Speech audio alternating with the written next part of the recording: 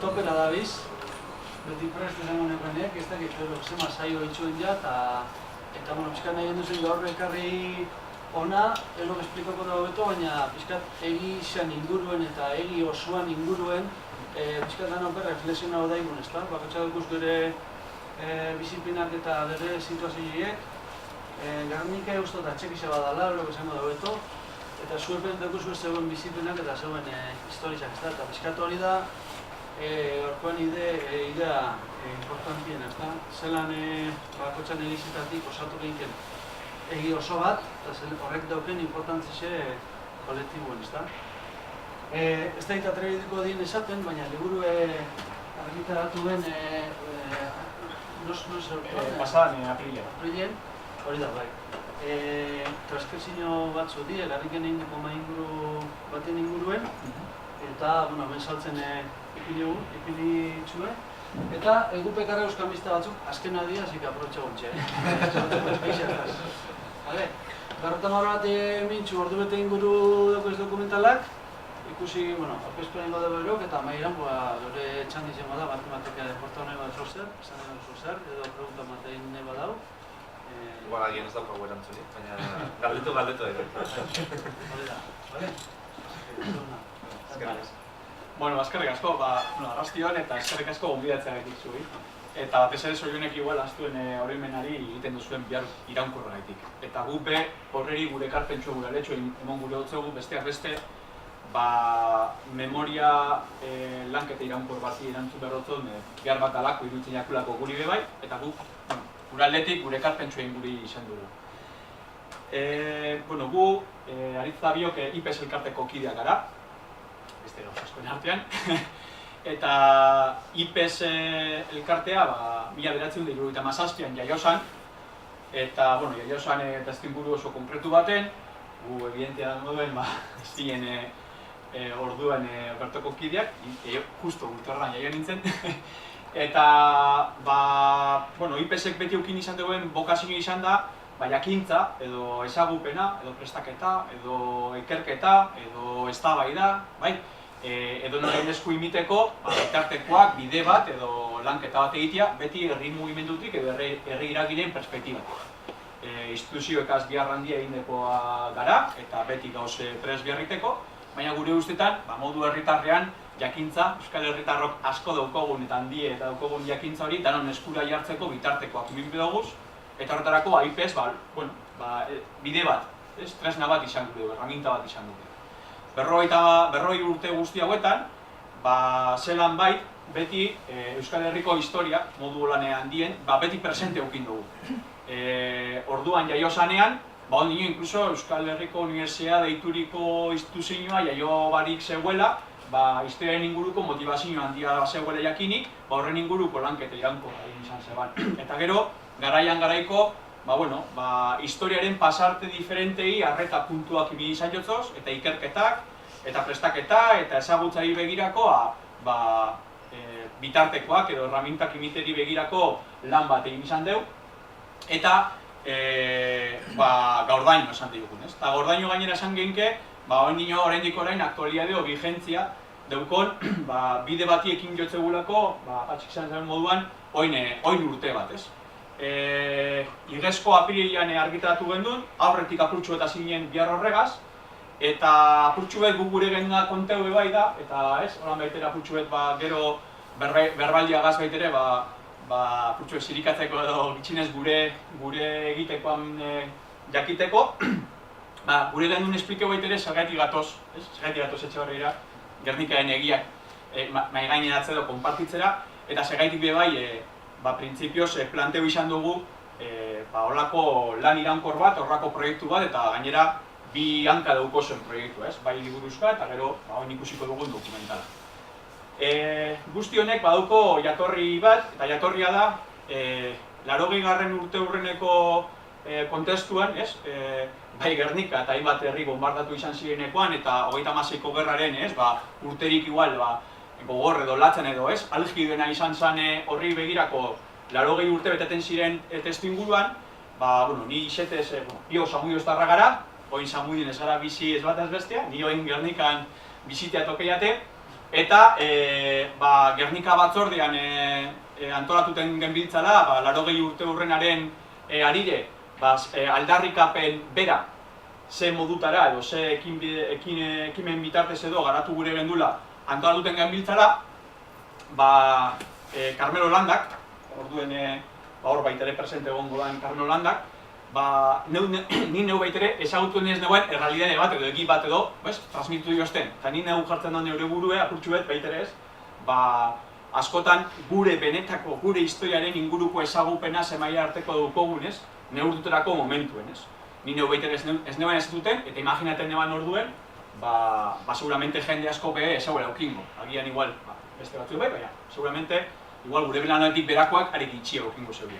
Eta konti jozten, kontu bat, eta zan, 1987 urtean, hau da, Gernikaren bombardaketaren 50. urte urrunean, ekimen ugari bildu zeuzen, noiteko aldarrikapen eta salaketa askoren bilgunea edo izan zen Gernika. Besteak beste, 50. urte urruneko testu inguru hartan, Gernikaren egia, singularrean, izeneko historiari mai ingurua deituriko olako hitzaldi bat edo burutu izan zen, zeinetan mundu mailako, historia mailako eta akademia mailako erreferentzia handiko pertsonak zirenak, etor ziren apirilen 26an, hau da, Gernika bombardatzen zen eta 50 urtarako egun berean, Arrastiko lauterretan, hau da, Gernika 50 urte lehen hau, bombak jeusten ari ziren une berean, ordura arte indarrean zegoen Gernikako guzurra, hau da, gorriek eta eusko gudariek errez euriela Gernika eta ez frankismoak eta fasismoak egi erreal eta puñeteroa dan izan zen moduen, bereien ahotsa autoridade horren bitartez, mundu osoari zabaltzeak zein zen benetako Gernikaren egia. Eta horren ondorioz, mai inguru hartari deitu jakon Gernikaren egia, mai inguru. Honek guztiak ze lotura deuko IPS-gaz.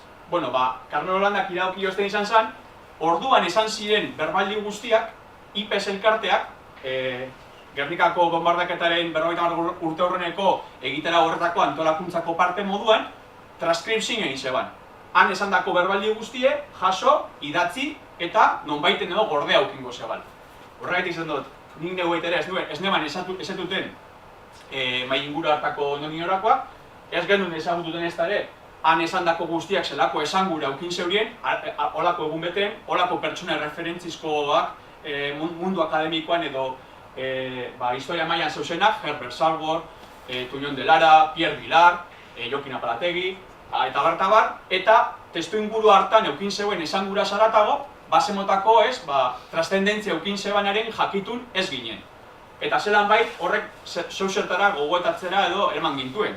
Izan be, ulertu beharko genuna zen, gure historiaren pasarte esanguratsu baten ezagupenik ez badokogu belaunaldi berrikoak, zelan baliatuko dugu gure historiaren ezagupen horrek hori baliatutea aurrera begirako eraikuntzarako bestelako tresna moduan ulertuteko. Eta orduen guk, IPS-eko bulegoan, horren inguruko hausnarketa burutu gendun, eta zoritzarrez esan digun, konstatatu gendun errealitate bat. Eta zan, 30 urte geroago, ze 2017an geunden orduen, 30 urte geroago, han esandako berba guztiek gaurkotasuna zeukiela, vigentzia zeukiela, zentzu bera zeukiela. 30 urteko bilakaera oso bat paseu zan, jakin badaki guaiterez, 87tik eta 2007ra ustezko demokrazia sistema horren garapenean hobekuntzak egon beharko ziren horretan, oraindik orain, vigentzia eta zentzu berdina zeukiela berba horiek. Segaitik, besteak beste, 80 urtean indarrean dagoen Estatu Espainiarraren guzurre, alegia, eusko gudariak eta gorriek errezerbila Gernika, oraindik orain, inork ez daudelako modu ofizialean guzur hori aldatu. Ez dugu inongo erreparaziorik planteatu, ez dugu inongo aitortzarik egin, eta beraz, egi ofizial hori indarrean jarraitzen dugu 80 urte geroago. Eta han esandako guztiek, iruditzen zitzaigun orduen, gure funtzioa, gure bokazio izan behar zela, konpartiuteko, erraminta bat moduan baita planteatuteko, eta eztabaida edo gogoetarako aukera bat bezala planteatutea. Hori bai, guk horreri guri jotzegun baitere, 30 urte geroko ondorengo bilakera horretan, emon gure ditzegun apurtxuet gaurkotasun ikuspegi bat, ez? Gaurko errealitatearetik abiatutakoa, eta horretarako planteamendua zen, beharrezkoa izango zala, memoria ariketa horretarako elementu batzuk edo gehitutia. Zergatik, besteak beste, han esan zirenak, mai inguru hartan esan zirenak, ia gehienak gazteleraz izan zirelako. Jokin Apalategi berbain zegoen euskeraz, Carmelo Landak egin zegoen aurkezpena euskeraz, baina beste gainontzeko guztiak gazteleraz berbain zegoen. Eta guk divulgazio lanketa bat egingo bagendun, gure ustetan, 2017an, memoria ariketa hori euskeraz planteatu beharko genukela, iruditzen zitzaigun. Bigarren elementua, geroago ikusiko duzuen moduan, hangoko mai inguru hartan, danak gizonezkoak ziren, berbaiten zegoenak. Eta arduen, guk baitere pentsan genuen zen, historia eta memoria ariketa kolektibo horretan, modu zabal batean ulertu ezkeroan, emakumearen perspektiba eta ahotsa baitere gehitu beharko genukela. Orden, bi erronka horiek plantea gendu zen, oin dela 30 urte gertutakoaren gainekoan, gehituntza bat plantatu genula. Eta horreri mon genion ja forma, ja liburuzka edo liburu honen kontuagaz. Eta plantea genduna zen, bueno, pues ingo duguna, transkripzio hori tal cual hartutea, ze gainera transkripzioa agertzen zen, danak gauza guztiak izan da, inkluso txaloak egon zirenekoan txaloak agertzen ziren, era mekanografiatu batean, beraz, zelan bait, orduko esentzia jasotzeko zuzeneko elementuak bazeuzen, eta gu planteu genuen izan zen, bueno, pues euskeratuko dugu. Eta horretarako planteo egun, Iñaki Aurrekoetxea egitea berak transkripzioaren itzulpena. Gainera, Iñaki Aurrekoetxea gaur egungo Gernikako Institutuko irakaslea da eta mai ingurua Gernikako Institutuan egin zen 30 urte lehenago. Bigarrena, planteo genuen esan, bueno, egie da, hor ja da, agertzen ziren bat historiari, solitarrez hilda dauz, beraz berei ezin jotzegu galdetu, baina badauz orduko partaide batzuk, gaur egun, baina Euskal Herritarrak batzu direzenak, 30 urte geroako perspektibagaz, seguramente zeresan bat emona aldozkuenak eta reflexio batzuk maigainatu aldozkuzenak. Eta horretarako planteo genuen izan zen, gaurko gazte belaunaldietako bi emakume kazetareri, orduan partaide izan ziren bi ponenteri edo ponente bat eta aurkezleri, elkarrizketa bana bat egitea, eta zelan bait horregaz, orduko eta gaurkoen elkarrizketa sozial moduko bat edo plantatutea, beti bez, ulertuta, belaunaldi berri baten emakumaten begiradatik, zelan interpretatu leiken orduan gertutakoa eta gaurko inguruko memoria hausnarketa bat, ez? Horretako planteo egun, Ainhoa Larraberi, dala Bizkaiko Hitza eta Berriako kazetariari eta Karraberan Larrabetzuko memoria elkartean Kristolako biharra egiten ari danari, planteo egun, Jokin Apalategiri egitea elkarrizketa, eta Oiana Cabello, dala Busturialdeko Hitza, Busturialdeko aldeari hitzako kazetariek, planteo egun, Carmelo Landari egitea elkarrizketa. Eta horiek baitere, barneatu gendu zen euskaradutako transkripzio hori. Eta honi apurtxuek, forma globala esan digun emoteko, planteo gendu izan zen, oin dela 80 urte, Gernika suntxitu zeneko egoera hori gure historian eta gure memorian badagoen be, gaur egun Gernika modu simbolikoan ulertuta, Gernika gehiago existitzen dire, baina igual, orduko Gernikak gaurko Kurdistan, Alepo edo Palestina deitu leikez, eta zelan bait mundu global hontan, Gernika gehiagorik ez hemen ez inon aldarrikatzeko beste modu bat izan alzala, eta horretako planteo egun esan Mikel Zuloaga eta Begu Ugarteri egitea sarrera moduko bat orduko Gernikak eta gaurko Gerniken inguruko zubilan bat edo egiteko, ez?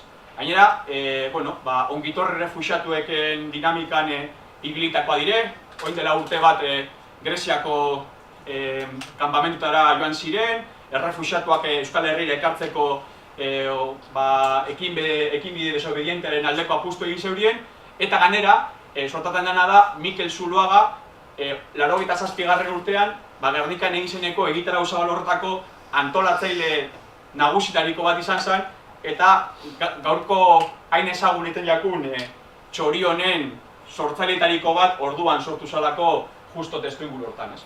Eta guzti honi apurtxuet emon jotzegun forma, liburuzka forman, eta guztia manera 5 euroren trukea, baina ez salduteko. Bueno, Susan, atrebiduko nintzen.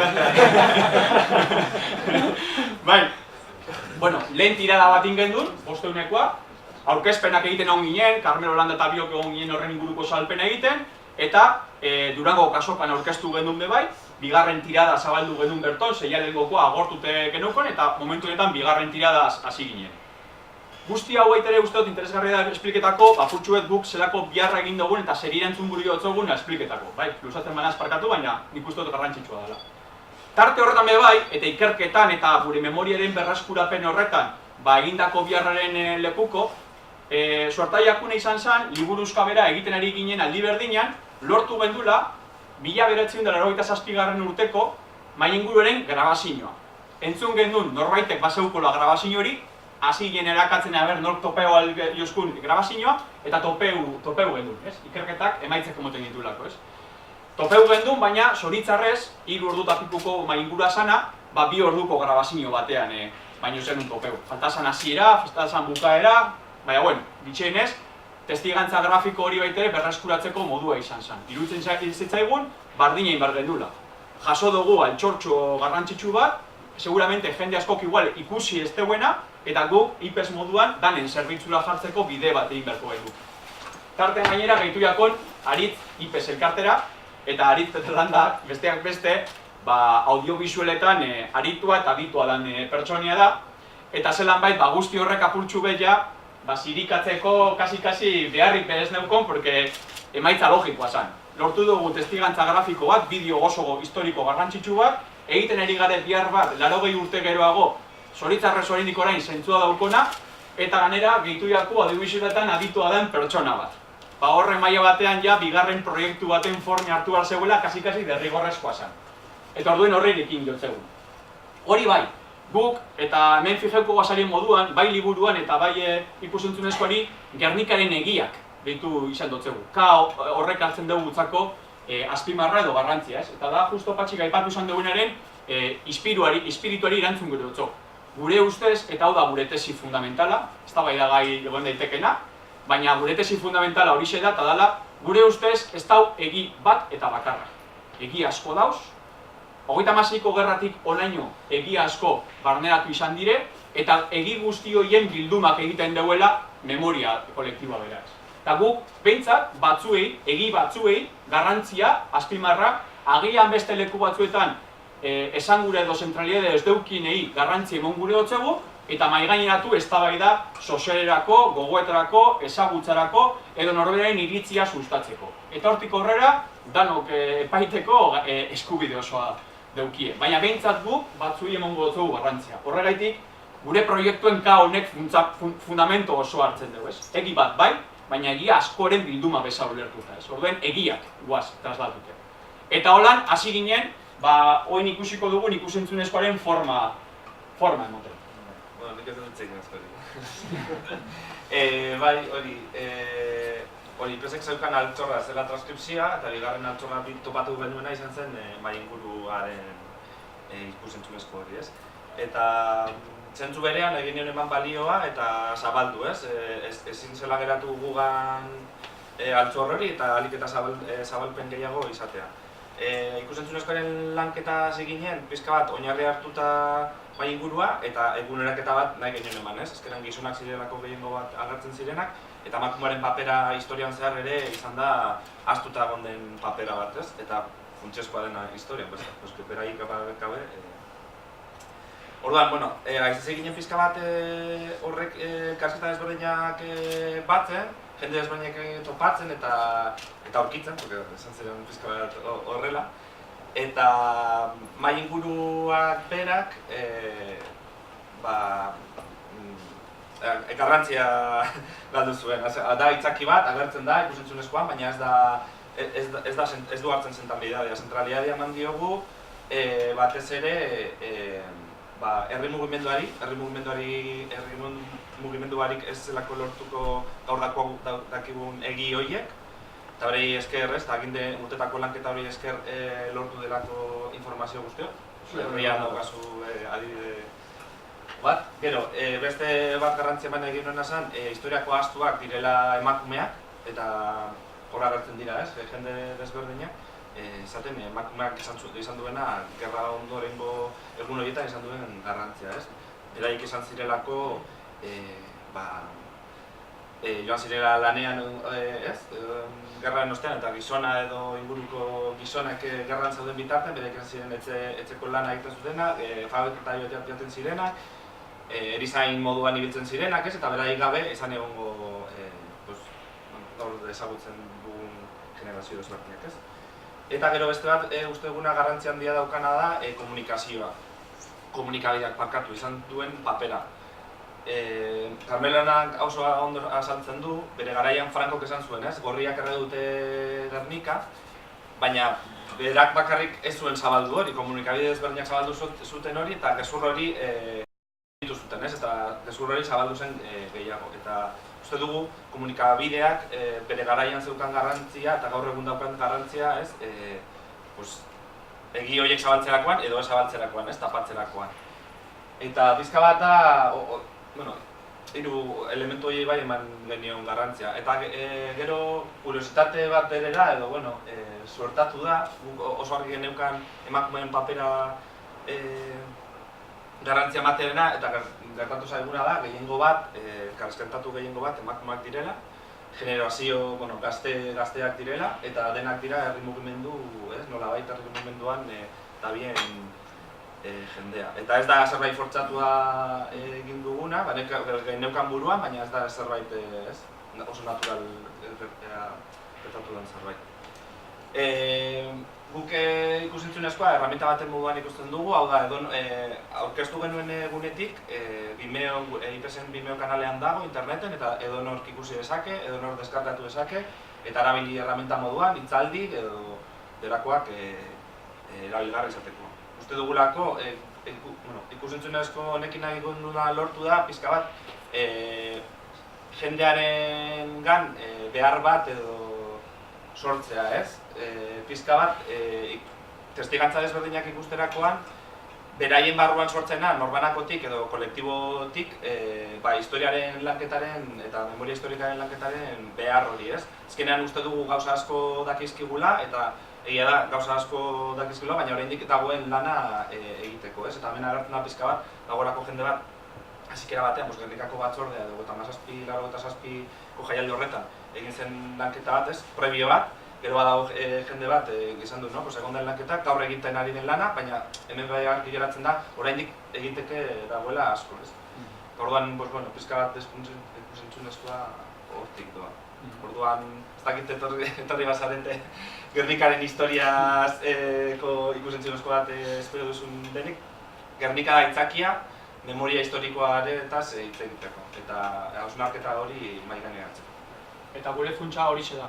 Guretzako, ulertzen duguna da, memoria jakin behar dugula, erantzunkizuna eta ardura daukagula jakiteko nondik gatozen, baina batez ere memoria izan behar da nondik gatozenagaz batera gaurko errealitate interpretatako, eta batez ere erraminta bat eta lanabesa bat etorkizun bat eraikitzeko. Zinezkoa da Euskal Herririk eraiki memoriarik gabe.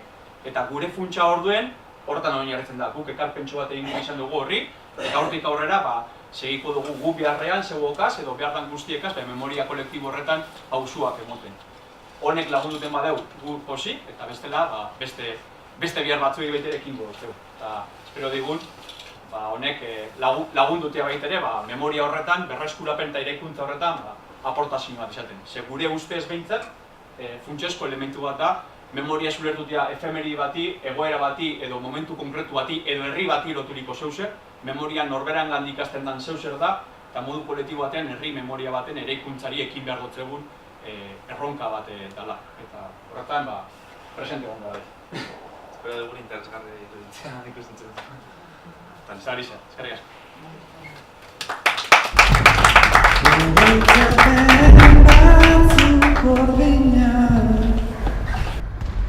Gordin eta egozi ezina.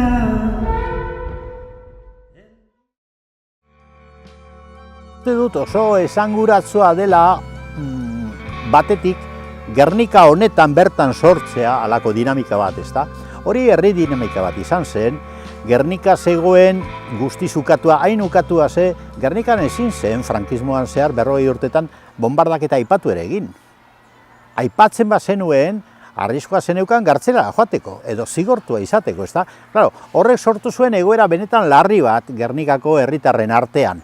Franco hil zenean, momentua ikusi zen, hori iraultzeko, eta herritarrok egin genuen, ni hemen nengoen ikastolan lanean, eta ni bezala, hainbat jente Gernikakoak, esan genuen, hau da momentua. Hau da momentua, Gernika batzorde bat egin behar dugu, hola eratu genuen, eta helburu batzuk, epe ertainera eta luzera ipini genituen bata, egia ezagutzea eta publiko egitea. Zer gertatu zen Gernikan, bombardaketa egun hartan, da ondoren. Eta horretarako modu zientifikoan egitea. Oso harrigarria eta oso txalogarria ere bada, azken finean, bultzada zientifiko hori, egiaren ezagutza zientifikoa historialarien bitartez eta herritar mugimendu batek bultzatzea. Lortu genuen, da hori izan zen importantena, mundu mailako espezialista ziren, lehen mailako ziren historialarien elkarlana eta gogoa, da elkartasuna. Da hor etorri ziren gurekin, Angel Viñas, Pierre Vilar, Manuel Tuñón de Lara, bai etxekoak ere, Jokin Apalategi, Sancho de Berko, hau da Luis Ruiz de Agirre, Sancho de Berko deitzen zena, hemen egon zen lehenengo urteetan, Fernando García de Cortázar, Herbert Sauer, Ameriketatik, hainbat oso goi mailako eta lehen hilarako historialariak, eta ipini ziren buru belarri lanean ikerketak egiten. 50 urte ziren Gernikako bombardaketatik, eta egin zen kontu ematen bat, azalpen bat, historialari guzti hoien ordezkarien aldetik, Gernikako institutuan, da izan zen benetan oso garrantzi handiko ekitaldia. Orain, IPSek argitara eman duena, liburutxo horretan, ezta? Nik uste horrek aldatu egin zuela, amaitu egin zuen betirako frankismoaren gezurra. Ja hortik aurrera, gezur hori sostengazina zen. Eta bigarrenik, ireki zuen etapa berri bat. Neurtzeko, lehen esan dudan moduan, ze garrantzi historiko izan zuen Gernikako bombardaketak, eta Euskal Herri osoan herririk herri eman ziren bombardaketa horiek. Zer ekarri zuten, eta fenomeno horren, gertakari horren sakonera, ezta? Nik uste momentu klabe bat izan zela, giltzarria izan zen, ordutik ona aurrera egin dugu. Fue una explosión del pueblo, de Euskal Herria, de los que luchaban, reivindicando un montón de cuestiones. La realidad, el contexto histórico que se produce es justo, había sido el no a la OTAN, donde Euskal Herria dice no a la OTAN, el año anterior, el año 86. En junio del 86 HB se hace legal, en noviembre del 86 hay elecciones, HB pega un subidón y, sin embargo, sale presidente del gobierno vasco, un tal Ardanza, que no había ganado las elecciones, más que él había tenido el Partido Socialista, pero el Partido Socialista le apoya. Entonces se decide con la Comisión de la OTAN y de Gernika que no va a ser una reivindicación partidista, no, se va a hacer del movimiento popular. Es decir, vamos a decir a la gente que se explique qué significa Gernika para ellos. Miquelón fue la madre del cordero porque trabajó la hostia, supo cómo hacer. Nosotros estábamos en ASK, ellos estaban en Hasi, pero vamos, se quedó, mira, fuera las siglas, vamos a hacerlo aquí en conjunto y que sea el pueblo el que...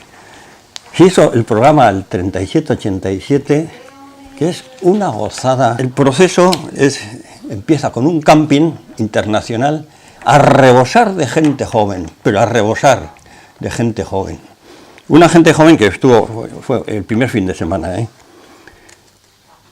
en el que, por ejemplo, todos los sectores, y se implicó a todos los sectores, pues fotógrafos, gente de la cultura, del teatro, de todo, se implicó a todos los grupos para que fuesen una expresión de sus reivindicaciones, de su fuerza y demás. Entonces, lo primero que se hizo fue a los fotógrafos, y se hizo este libro, Gernika 37-87, que es una maravilla estuvo por ejemplo Izalakain y demás, por ejemplo, hay fotos como esta, que ha sido icono del movimiento por los presos. Aquí es el puente de Cantalojas, y un crío con el Amnistía aquí, y ciertamente se va recordándolo, y es impresionante las fotos de la lucha, de la situación, de la gente cómo caía en un control de la policía, de lo que sea. La lucha colectiva impresionante en todos los terrenos, Bien, esto que lo vemos ahora, dices, empieza la transición en el año 77, en el año 87, y aquí lo refleja, era un sangre, sudor y lágrimas, reivindicando realmente un país libre, democrático. Entonces, esto se llenó de fotografías del pueblo. Los artistas que empezaron a hacer, se hicieron 2 o 3 grandes paneles, y otros dijeron, mira, después de un bombardeo, una guerra, los que viven son los insectos. Y empezaron a llenar de insectos todas las casas de Guernica, y el alcalde del PNV, ¿qué estáis haciendo? Les pidió, por favor, que lo dejasen. Hubo el Día de la Música, un movimiento rockero que estuvo toda la noche, y todos los grupos participaron allí, con un ambiente de la hostia, hubo sus rollos con las chañas, no sé qué y tal, pero ciertamente una vitalidad impresionante.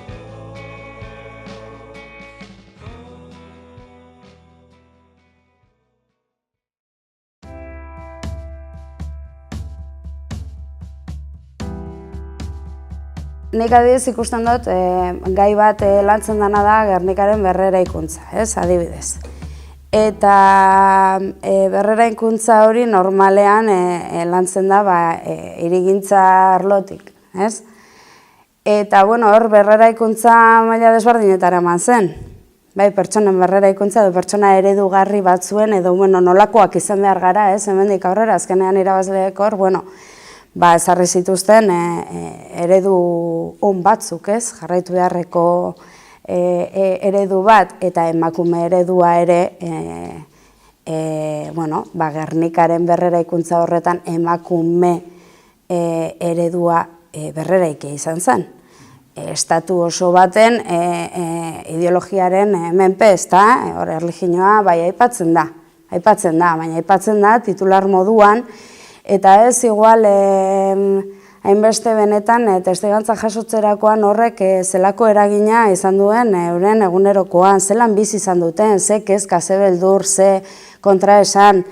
Gero eredu horiek gure iruditegi lan kolektiboan daukagu emakume eredugarri hori, frankismoarena erlijiosoa, eta hor, adjetibo guzti horiek Eta gero beste eredu bat, erresistentearena edo errebeldearena edo horren kontra borrokatu zuenarena, eta hor ditugu bi horiek kontra jarri moduan, Eredu bakarrak izango baliera moduan, eta bitartean egon ez bazire moduan milaka emakume eredu, Eta hemen Gernikan, klase sozial, jatorri, ideologia desberdin askotariko emakumeak egon ziren, eta, euren ikusteko modu horiek eta sentitzeko modu horiek eta eurengan guzti horrek izan zuen eragina ez da oraindik aztertu, Niretzako oso interesgarria izango litzateke, eta ez bakarrik hori baizik eta konexioak topatzea gure amonen eta gure artean. Esan nahi dut, askotan ematen du historian zehar, argi dago gauza asko aldatu direla, emakume izaeran nik uste nabarmen, baina konexio asko topatuko genituzke horretan, beldurretan, kontraesanetan, nik uste dut hor konexio horiek topatzea eta nolabait gure emakumeon historia horretan egiten den kate horretan, dauden utxune guzti horiek betetzen saiatzea oso gauza polita izango zela. Gu geu emakume gara, bigarren papel hori inkonstientemente edo barneratzen dugunek. Adibidez, endoguz, elkarrizketa pare bat endoguz, gure asmo aurrera begire, oroimeni bilbidigaz lotut elkarrizketa gehiago eitzi bada, baina komente genduz lan konturatu ginen, testigantzatan bebai, jentik bere bizipenak kontan dauzenien, eta kasu honetan emakumezko bigaz egon ginen eta bere bizipenak kontan dauzenien, beti lehenengo planoan, gizonak bizi izen dauen historiz jartzen dela eta oso gatsa dela, atarati bebai pertsonak diskurso horretatik, ez?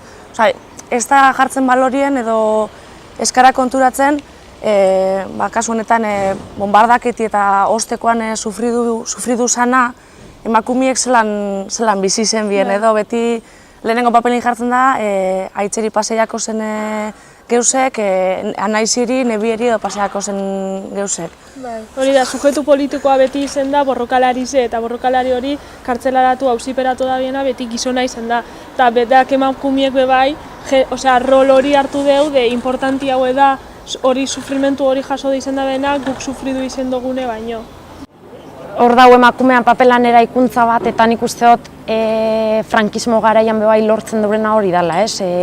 Errepublika sasoian emakumea hasten da espazio bat irabazten kaleetan, plazetan hasten da irakaskuntzan sartzen, eskola asko eraikitzen dire, eta frankismoak etxeko bihurtu gure dauz. Etzera barriro, elizari lotuteko, gizonari lotuteko emakumean eraikuntza hori nahi da, eta zeuzela nik uste dut geupa baiolan gogoratu dugu zela gerrako emakumeak. Eta dire, batan baten amak, batan baten alabak edo amamak, eta ez dire historia baten protagonistak. Eta nik uste dut eurek bebai, kontetan deurenean edo ni behintzat daukioten esperientzia propioagatik, emakume bat grabetan noanean eurek bebai holan biziarazi dotzie, ez? Osea, gerria ez da zure kontue.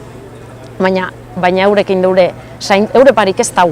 Eure parik ez da, eure bietetan deurez lanpostuek, eurek zaintzen deurez lehengo lerroan dauzen gizon guztiek, eurek elikatzen deurez. Horren nik uste dut, zentzu horretan sinestarazi dozkuela apurbet, ostian frankismoak iten duen eraikuntza hori, ez dinot para nada Errepublika sasoiko emakumeen egoera ez dute idealizatu nahi, honegaz. Baina nik uste dut hor, eta badau Pilar Primo de Riverak sekzion femeninarako iten duen solasaldi beten aipatzen dugu, ez? Emakumea bere gai ez dela ezer pentsetako gai, baizik eta espada gizonak dineurena interpretetako gai bakarritala. Horren ikuste dut hor badauela ideologia eraikuntza eta oso potente bat, eta hortik jan dugu. Ondorizo argizena dela, Gernike bertan geratu zen pertsoni edo emakumien zen zala, ez da? Osea, bombardeoan osteko arpeize emakumiena dela. Nik uste dut ondorizo argizena hori dela. Bai, lanin gelditzu zirenak hemen, familizataten gehitu zirenak hemen, eurrera, andraskoak dire. Eta aparte, esan dugune, bombardeoan eurreko eta osteko Gernike, desberdine da, ez da, azkenien, ez Gernike, gerriek berak banatzen dugu gizartie, irabazlien eta galtzailien artien. Eta galtzaile horren multzon barruen emakume gainera da doblemente galtzaile. Da zigortue bando okerrekoa izetiarren eta horretaz aparte Andri izetiarren bai. Emakumeak fronten egon ginean, Agirre lehendakariak frontetik kendu gintuen esaten sexu bidezko gaixotasunak transmititzen ditugula. Desagertu egin gara ere oroimenetik, baina oroimenetik ez gaituzte fascistek desagertu eragin. Hori gure kidetzat hartu ez gintuztelako da. 75ean bertan, Tomas Akuebas borrokalari antifascistak berak jaso zituen liburu batean, berak editatutako liburu batean, berarekin espetxeetan egondako emakumeen testigantzak, ezta? Eta izena horrela dauka, Testimonios de mujeres en cárceles franquistas. Eta horretatik jakin ahal izan dugu Euskal Herriko emakumeen kartzelen inguruan. 3 tomo izan ziren, hori entziklopedia bat da, eta historialariek ez diote erreparatu. Zergatik? Historialariei galdetu. Nire hipotesia da, ez gaituztela inoiz kidetzat hartu eta ez dutela serio hartzen guk egiten duguna.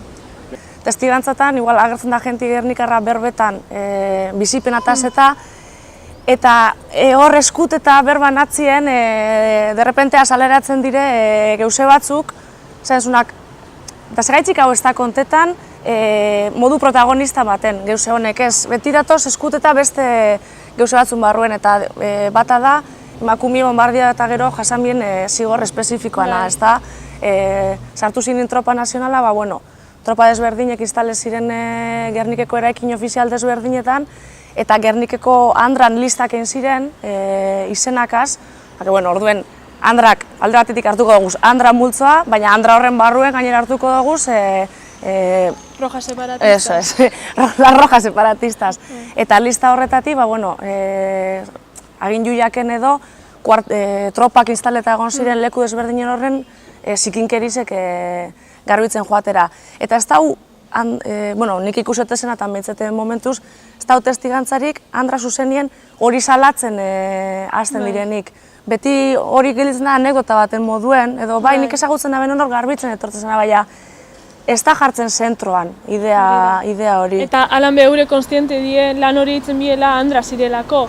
Baina alan be da, evidentzi bat, zelan zeuser dokumente ez dana galduein dela eta osko testigantzarik espagenke eukingo hori bat ez ezagunengo zela. Eta bai bada, kasu bendun ikusten dan zelan generat erabat transversala dan, ze hor bai ikusten da ideologi bategaitzik zelan emakume batzuk bai bada dezen zigortute, baina beste batzuk ez, baina Andrak direlako, orduan hor ikusten da zelan jasarpenak eta botera harremanak diren erabat komplikauek, ez da? Frankismoak zeuzer edo sektore bat zigortu bazegoen, nien nabil esaten gizonak zigortu ziren. Gizon asko izan gerran eta gizon asko fusile ziren, gizonak zigortu zeitu ezen. Eta herri baten zapalketan sektore guztiek zapaltzen dozuz. Baina herri baten zapalketarako eta edozein gerretan eta ez 36ko gerran, munduko edozein gerretan lehenengo jasarri emakumea da. Eta da, etzeko guztiek zigortuten dozuzelako hein handi beten, emakumea zigortzen danetan.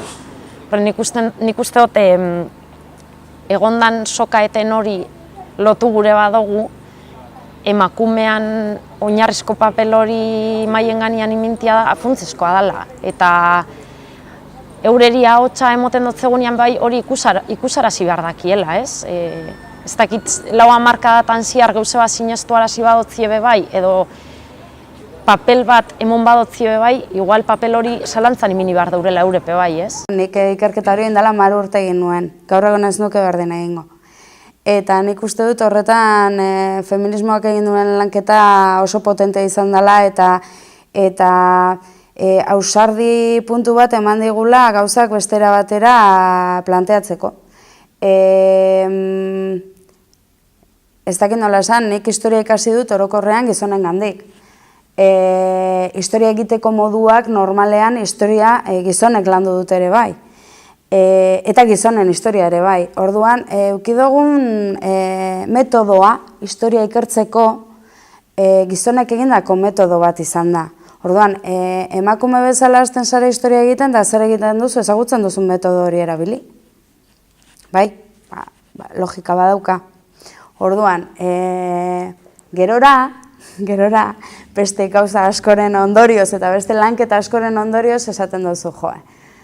Zelan inbertitu nuen hainbeste denpora eta hainbeste lan ordu, niretzako edo guretzako garrantzirik ez daukaten gauza batzuk ikertzen, ez? Osea, bereziki guretzako importantzia izan duten horiek horietan sakondu beharrean, ez? Ez dakit nola esan. Eta nik uste dut, beharrezkoa dena dela beste begirada hori lantzea.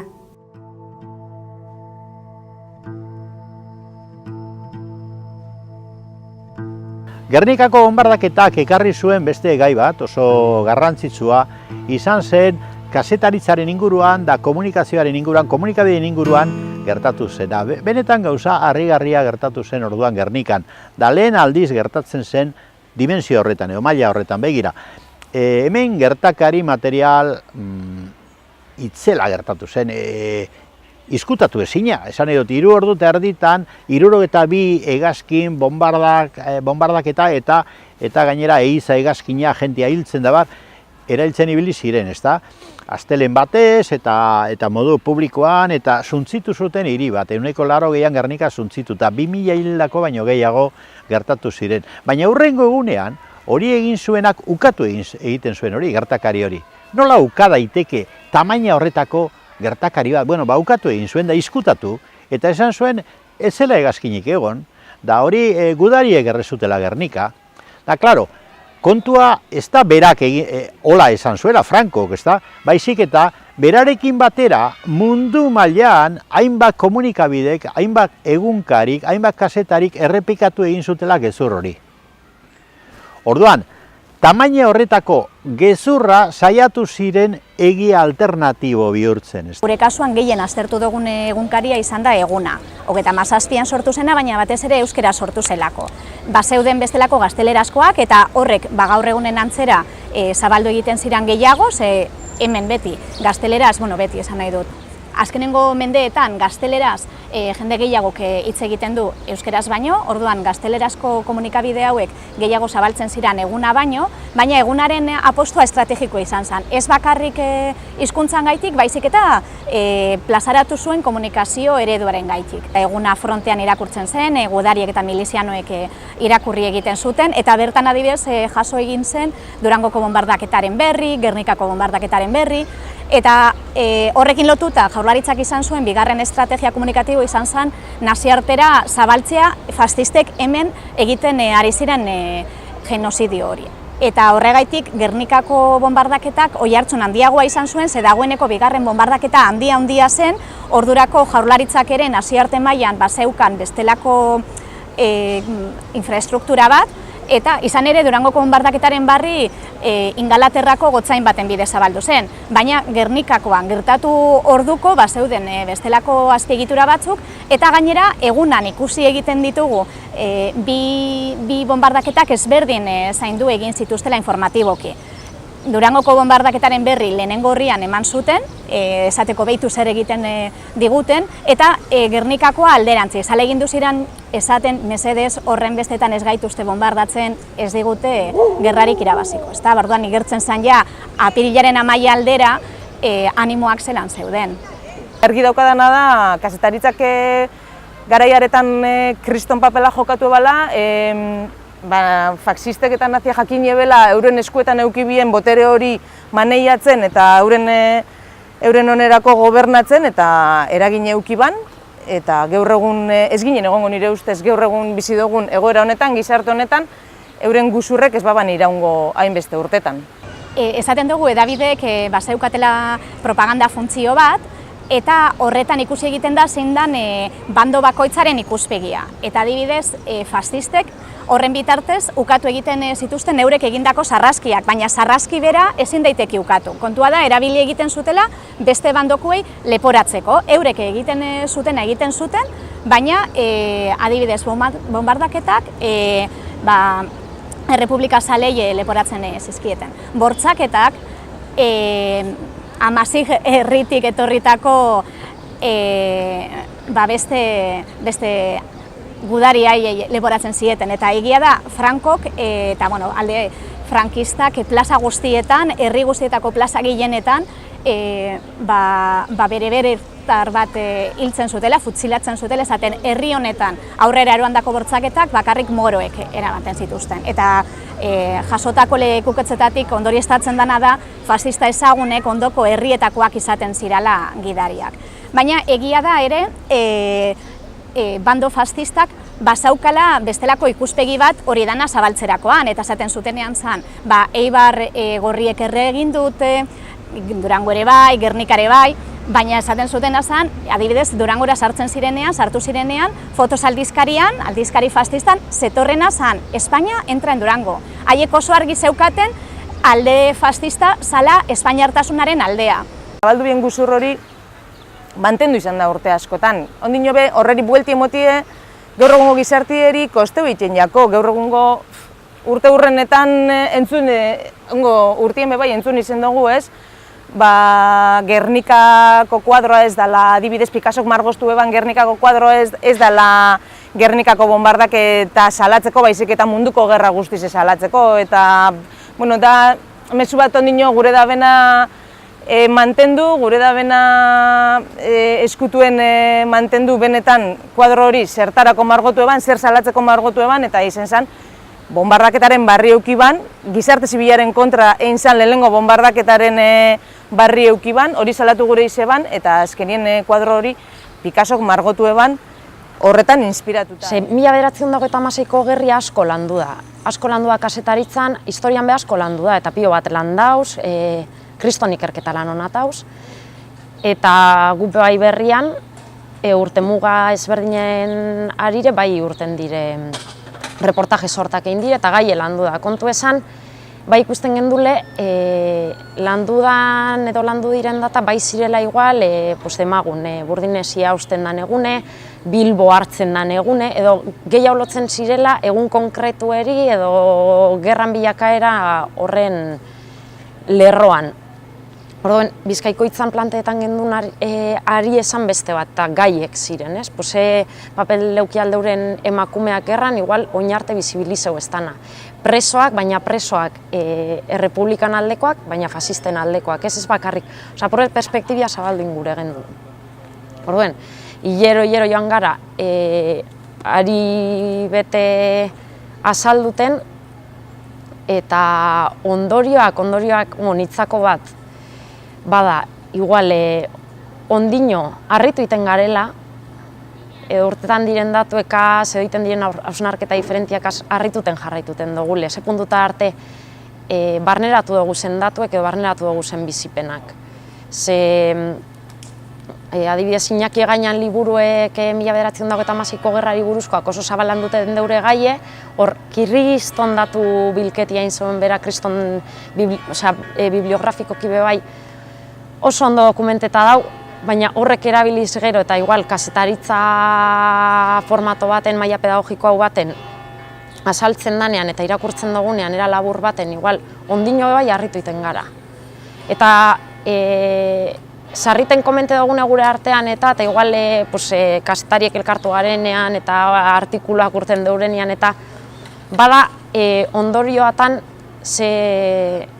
ze gitxi hausnartu dan horri buruz.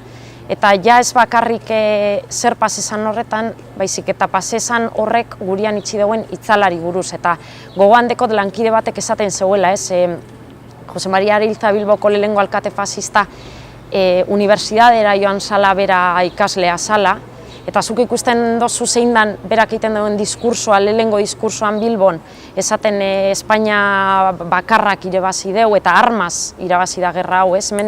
Garaituek eta garaieak dauz. Eta hori izan diskursoa, eta gero zelan horrek zelan jasoten dauzen hori guztiek unibertsitatean, zelan dauen hor lerro bat, eta hor bai esaten gendun pentsamenduen lerro bat dauena, ez duguna guztiz ikertu eta ez duguna, eta uste dut hori bai pendiente geratu dakula gure reportaje sorta horretan lantzekoa, hori apurret desloso behar dela.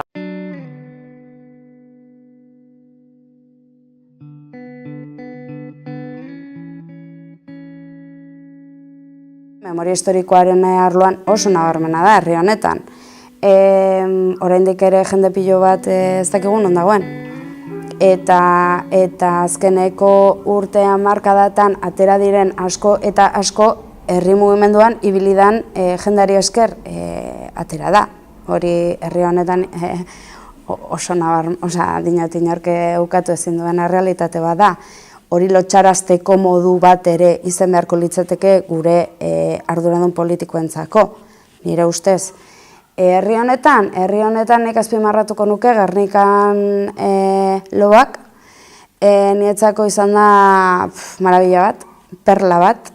Uste dute lobak sortu duten gazteek eduki duten ardura eta bizioa oso handia izan dela, txalotzekoa. Lobaken sorreran, izin zela bombardaketan 75. urte hurrenean, guk egiten gendun irakurket izan bombardaketako urte hurreneko ekintzetan eta gaztien parte hartze falti egon zela, ez? Gaztiek dana dalako haitzi ez zirela hurbiltzen. Orduan, guk gendun apostue bat gazti hori eskaintza bat egitea, ez? Gernikako urte hurreneko antolaketan parte hartzeko. Eta hasieratik saiatu izen garena da, bat, diskurso barrizek sortzen, bitarteko barrizekaz, eta apurbet, atzera begireko inertzi hori apurtu.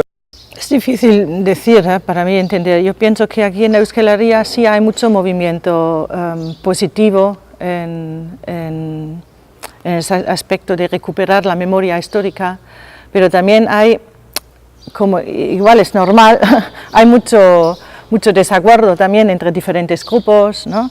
Y unos están en favor de poner placas, otras están a favor de abrir las fosas, otras están más, tienen sus discursos, pero luego a nivel, ¿no? de actuar pues se les ve poco, no sé. Mi sensación es, por ejemplo, tenemos una exposición itinerante sobre la Legión Cóndor que hemos pasado ya, empezando con Guernica en 2013, a más de 30 diferentes pueblos, y ahí siempre nos vemos confrontados con la pregunta ¿y por qué solo se refiere todo a Guernica? Si hablamos de la memoria histórica, de los bombardeos, ¿no? Otros pueblos también han sido bombardeados y en Euskal Herria más de 30 y algunos varias veces. Nintzako herri mugimendua da motorra, eta adibidea da lehenengo desobiraketak familiarrak egiten ditu, lehenengo ikerketak herri mugimendutik egiten ditu, eta herri mugiduten espada erakundeak ez dire mugiduko, eta hori ikusi da azken aldien oroimen historikoagaz, eta hori 80. urte mugan arire, 1000 ekitaldi nire instituzionala direna, aitortzak bebai oin egiten hasi dire, oin heldu otzie gaieri. Eta nik lehengoan adibidez egiten nuen preguntia Bizkaiko-Hitzako hausnarketa horretan ez, askorragoa izango da 81. urte mugia erakundentzat. Herri mugimenduek erakutsi du urteatan jarraituko duela bere lan isil horretan, lanean, dela ikerketetan, lekukotzak biltzen edo bere txikitasunetik ekarpen bat egiten herri mailan. Erakunde jarraituko dutzi horreri edo da kolpe bat, ez dakit izen aldala edabidei begirakoa mediatikoagoa edo salgarriagoa dana, ¿es? Creo que cada uno de los dos países tenemos nuestra propia batalla, que van muy paralelas. De hecho, muchos avances en cuanto a, por ejemplo, recuperación de las fosas, de los fusilados, tal y cual, se está haciendo casi a la vez. E incluso hace poco un equipo de Euskal Herria ha estado trabajando en Mallorca, ¿no? Ahí extrayendo personas de fosas y tal. Entonces, ahí tenemos un poco una batalla cada uno por nuestro lado de recuperar esa memoria y de ponerla en valor, de construir una memoria popular propia. Entonces, una batalla que cada uno libramos la nuestra, pero que creo que podemos estar mirándonos continuamente y aprender los unos de los otros. Eso por un lado, y creo que es muy importante, que es muy clave y que creo que además se está haciendo bastante bien. Pero por otro lado creo que es importante poner en valor la memoria compartida, es decir, recordar, no solo mirarnos ahora y ver pues, cómo estamos cada uno trabajando en la memoria histórica, sino recordar cómo nos mirábamos en ese momento, ¿no? En ese momento éramos aliados, éramos pueblos que se estaban enfrentando al mismo reto, casi en el mismo conflicto. Entonces, recuperar un poco esa perspectiva. Eso creo que es muy interesante y que igual no se ha hecho demasiado y quizás es el momento ahora. En Alemania se ha hecho memoria desde arriba. Los aliados con los famosos juicios de Nuremberg, y esto no era algo del pueblo, algo conocido en el pueblo. Entonces no es una buena forma de hacer memoria, de trabajar el pasado y saber lo que ha pasado exactamente en el pasado. Todo el mundo miraba al lado y no quería saber nada. Yo lo he vivido en mi familia. Y en Euskal Herria, en partes, también en el Estado español, veo que, bueno, 20 años después de la muerte del dictador, ha surgido un movimiento memorialista, pero no de forma gubernamental o oficial, sino desde abajo. Es decir, justo lo contrario de lo que ha pasado en Alemania. Y para mí es algo muy positivo, porque una forma oficial de trabajar la historia siempre tiene sus limitaciones y una base social, popular, no tiene ni límites ni base, dicen lo que quieren. Dentro del contexto ese de pueblo vasco y pueblo catalán, me gusta mucho destacar cómo se vivió en Cataluña. por dos motivos. Primero, por esa comunidad vasca que se refugió en Cataluña, ¿no? Porque el primer exilio vasco fue precisamente en Cataluña. Entonces, cómo lo vivió la comunidad vasca que estaba en ese momento ya residiendo, sobre todo en Barcelona y alrededores, pero en Cataluña, y luego también cómo lo vivió el propio pueblo catalán, ¿no? Entonces, en ese sentido es muy poco conocida una semana de actividades que se organizó pocos días o pocas semanas después del mismo bombardeo, la Setmana pro Euskadi, que fue pues toda una serie de eventos de tipo político y cultural que se organizaron en Barcelona en ese contexto de la guerra, y en el que hubo el que yo creo que es primer homenaje a las víctimas del bombardeo de Guernica, en el que, bueno, entre otras cosas se construyó un monumento al bombardeo con el simbolismo del árbol, y en el que toda una serie de mujeres catalanas vinculadas también a la izquierda política y nacionalista catalana hicieron un homenaje floral a toda una serie de mujeres vascas que estaban en ese momento refugiadas, ¿no? Y me gusta también mirar bien esta foto, porque esta foto también nos habla de una parte de la memoria popular del conflicto de la guerra civil que muchas veces se olvida, ¿no? Y es la memoria de dos pueblos que hicieron un poco un camino paralelo.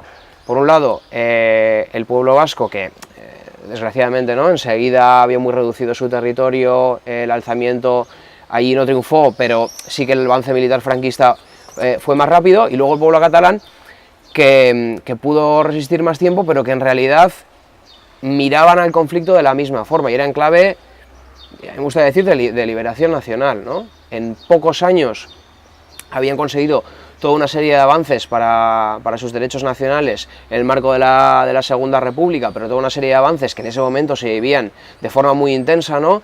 La autonomía débil pero importante, conseguida gracias a los estatutos, la posibilidad de llevar a cabo medidas de protección de nuestras respectivas lenguas, ¿no?, del euskera y del catalán.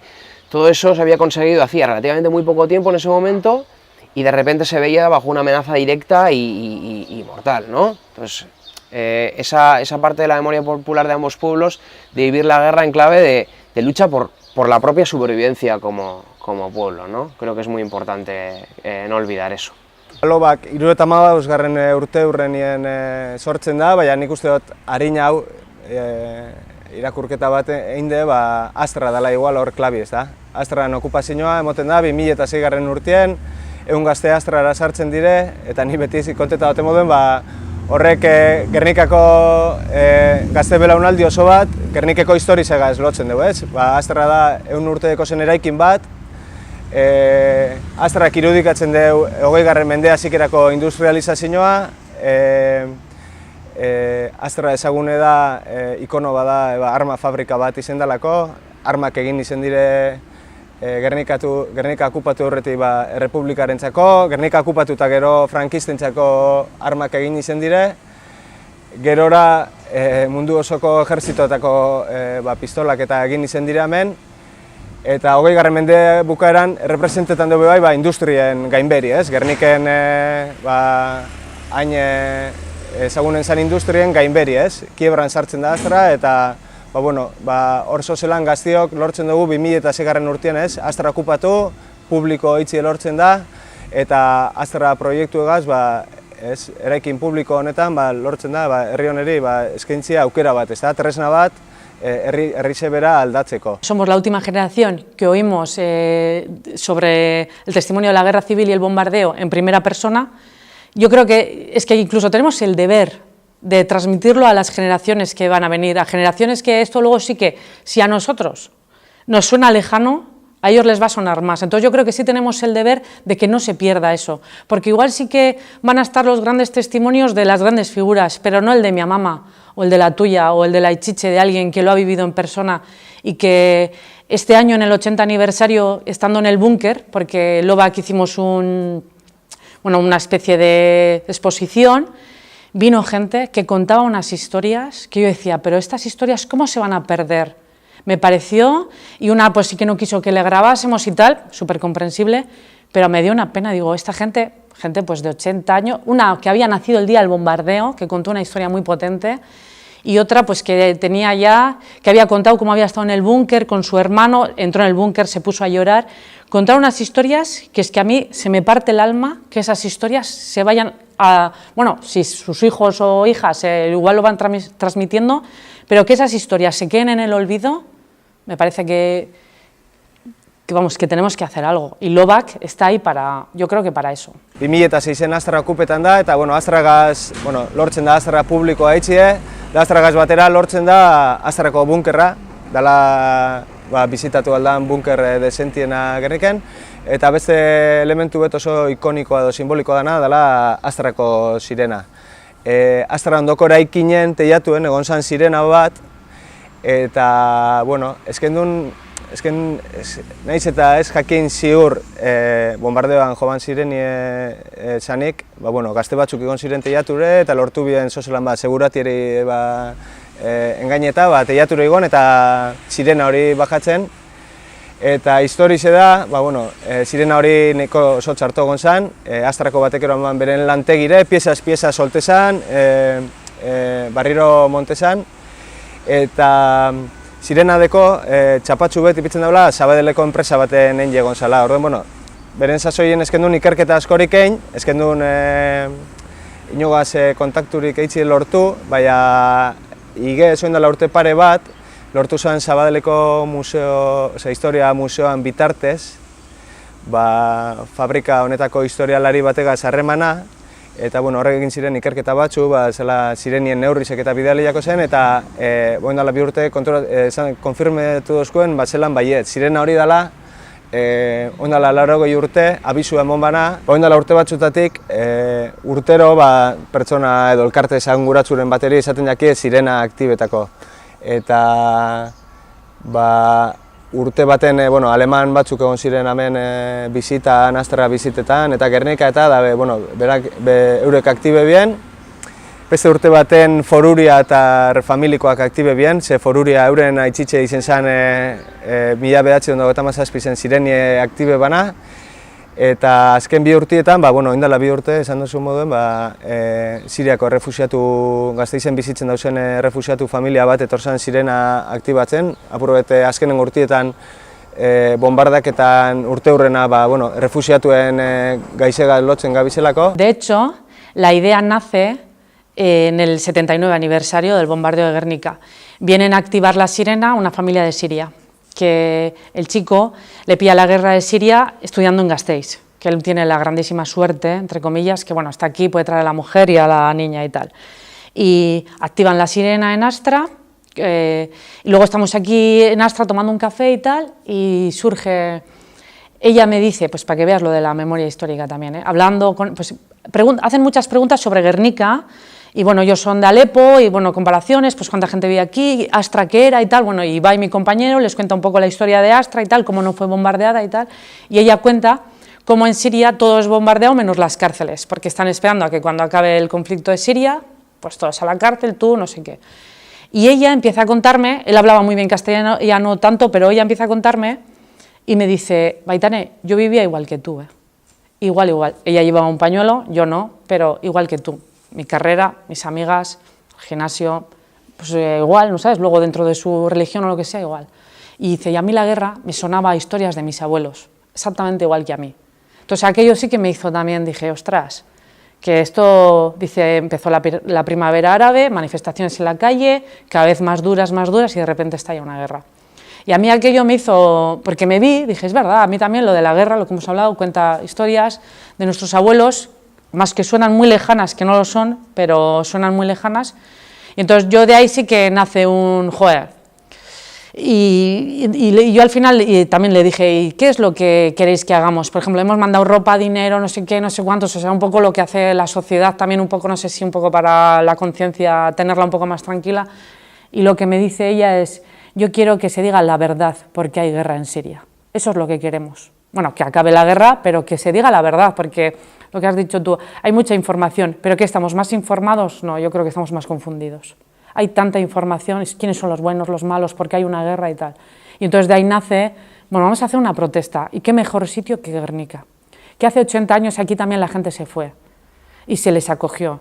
Y ahora, 80 años después, ¿qué pasa? Grecia se está convirtiendo, como dice mi compañero Miquel, en la cuneta de Europa. Y el Mediterráneo, la gran fosa común. Y aquí ha habido gente que se ha ido refugiada, primero el Lehendakari Aguirre, que también fue un refugiado, niños, niñas se han ido, y ahora, 80 años después, que tendríamos que haber evolucionado como humanidad, es una vergüenza. Eso es una vergüenza. O sea, a mí, yo he estado en los campos de refugiados en Grecia el verano pasado y se me caía el alma a los pies. O sea, decía, es que esto cuando pasó en Euskal Herria y los niños y las niñas de aquí que fueron, les acogieron y ahora estos críos allí, muchos solos, bueno, increíble, increíble. Memoria historikoa izen potolo bada, ez? Izen potolo bada, jende askorentzako urruna izan daitekean izen potolo bat, jende askorentzako 80 urte izan alda denbora izugarri luzea. Baina nire ustez, aparte gure aiton amonek bizi izan duten zerbait dela, ez dela 500 urte gertatutako zerbait, eta naiz eta 500 urte gertatutako izan ere berdin zait, esan nahi dut, herri batean zerbait oso gogorra gertatu danean, nik uste dut hori horren nolabait jabe egin behar dela herri hori. Jakin zer gertatu dan, zergatik gertatu dan, saiatu horrek sortu dituen zauriak nolabait osatzen edo behintzat arintzen edo behintzat gaizki pasatu duen jende horreri nolabaiteko erreparazioa edo eskaintzen. Baina ni pertsonal mailara eramaten dut berdin zure historian, pertsonalean, zerbait gertatu zaizunean, hori ezin duzu egin, ez da gertatu ez bazan moduan eta aurrera jarraitu, ze horrek ez dauka logikarik, hor nolabaiteko lanketa bat behar du horrek. Aurrera jarraitu alizateko, nahi baldin baduzu behintzat, era osasuntsu batean aurrera jarraitu. Eta gizarte edo herri moduan ibardina ikusten dut, orduan gerra zibilean, historian, orokorrean gertatu diren gauza potolo horien inguruan herri bezala lanketa bat beharrezkoa dela uste dut.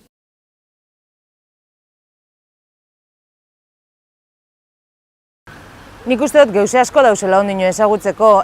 Hau da, Gernikako bombardaketari buruz, bombardaketa egunen aurrekoari buruz, ostekoari buruz, eta egun horretan gertatu zenari buruz, zergaitik gertatu zen, eta abar, da historiak dekon zor bat, eta landu behar dan zor bat nire ustez Gernikarrek, gentiek, ezer gitxi eta dakizenak, gordeta deko, barruen, eta kontetako ondino be, ez dakit bilurrek diren edo gogoratzeko min hori edo zer dan, ez dalako igual gizartien landu, ez da? Bombardaketa zer izen zen eta ez dala lotzatzeko ezer, eta ez dala gordetako ezer, eta ez dala ez gogoratzeko ezer, justo kontrara. Gogoratu biko litxekela eta konteu biko litxekela, ez? Da nik uste dut ondino jakin beharreko gauze asko dauz, azkenengo urtietan egize da, askoz be gehiago sakontzen ari dala bombardaketan inguruko gai horretan, eta nik uste dut hori dela herrizen jakin minegaitzik eta batez be, belaunaldi barrizek erakusten da ben jakin minegaitzik eta haurek mobitzen hasi direlako jakin gure da belako. Oindala 80 urte, hemen bertan zer gertatu zen, oindala 80 urte Gernika zelakoa zen, eta oindala 75 edo 70 urte Gernika zelan hasi ziren barriro berrera ikitzen, ez? Eta zelan heldu garen gaur egun bizi dugun gizarte honetara. Eta horregaitzik jakin izen dugu, adibidez, Astrako sirenie nun dauen, Astrako sirena hori egun horretan nok biztu eban, geuzek izenbiko litzekezela jakitunek errezegaitzik betidanik ez, baina ez direla izen. Gauze bategaitzik edo bestigaitzik ez dire izen. Eta zer jakinbiko leuke errezek? Nik uste errezek jakinbiko leukela dana, egi guztize. Zorriakola egi guztize eta horretan lan handize dagoela ondino.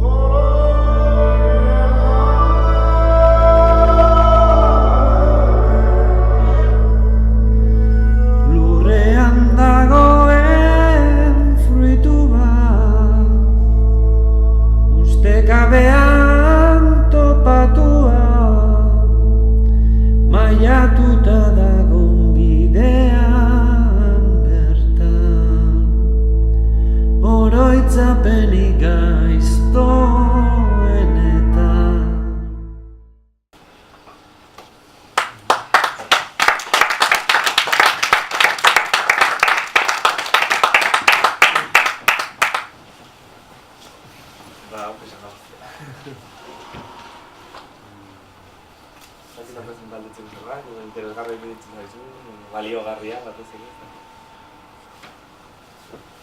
Historiaz bitxi kontatu dugu, bueno, kontatu dugu eta ez dugu kontatu.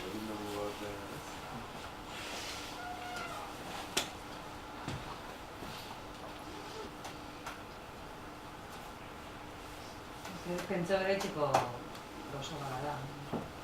Ikusi da, pentsa beretxeko ditan zartako gauza da, Ni hori doin nire pora guztien egonaz, psikiatra reflexionetan barru dut izan da egun, ez da, batetik Gernikeko asuntu zelan transmisioak dugun guk. Gero zer tartien zeikezi dugun, edo egun hemen ditan dik izan jasota eta hori batzuk egixe bestatzen guzurra danetik. Da, gero norbera bizi izin da bina. Nik egutik horrela, ez da. Eta gero, menez horrezaten dik gauza batzuk, nik ez dakit egin adibidez horra azken inbestuen dena, jakin guri edauela, eta nik gure horri detorritxe, nik ikusten dago ikusten. Ez honetaz bakarrik, ez dugu. Eta hitz egiteko daukauna piloa gauza. Ikaragarria, errexin bertu, pasadu nik esateko gogoe, berbaitxe gogoe, ez da behiratzeko gogoe. Eta, ez da dugu